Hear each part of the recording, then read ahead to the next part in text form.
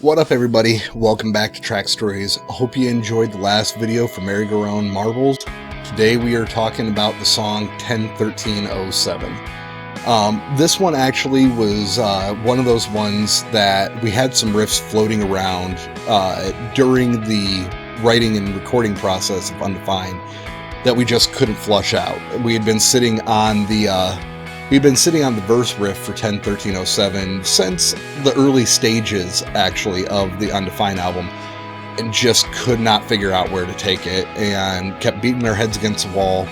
Finally, just, kind of threw our hands up in the air and walked away from it, kind of under the idea of one of two things is going to happen. One, it's just going to go in the dustbin because we can't figure out where it can go, what it can do, and it was a cool idea, can't be a song though. Or two, once we walked away from it long enough, we would come up with other ideas of what could possibly go with that riff and turn it into a full-fledged song. Well, sure enough, enough time had passed by, kind of had the weight off of our shoulders of the Undefined album and the recording process, and we pulled that riff back out at one of our rehearsals, and we're just jamming along, and sure enough, Chad starts poking at some different ideas of hey, could we possibly try this riff as a potential chorus?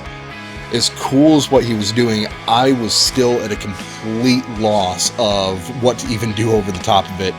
And so after the guys had left and everything, over the course of a few days, I just kept running over and over and over in my head the riff that Chad had come up with, trying to figure out what could I possibly do over it, because it was a really cool running riff that he had come up with, but I didn't want to step on him by being equally runny. And then it dawned on me, I'm like, well, maybe I could try something completely taboo, something completely different, and just wham the heck out of my whammy pedal and just make it really gross, really big, but really low and deep end, kind of synth feeling and everything at the same time. And sure enough, the rest of the guys came to the next rehearsal. I was like, I think I got an idea, let's try this. And we all went our rounds with poking at our own riffs just to make sure that we remembered what we were poking at the week prior. As soon as everybody was comfortable, I threw what I had out there. I did get a couple strange looks at first from a couple of the guys with the is that where you actually want to go with it? And I was like, let's just play it through a few more times, see if we actually like it, see if it's actually comfortable.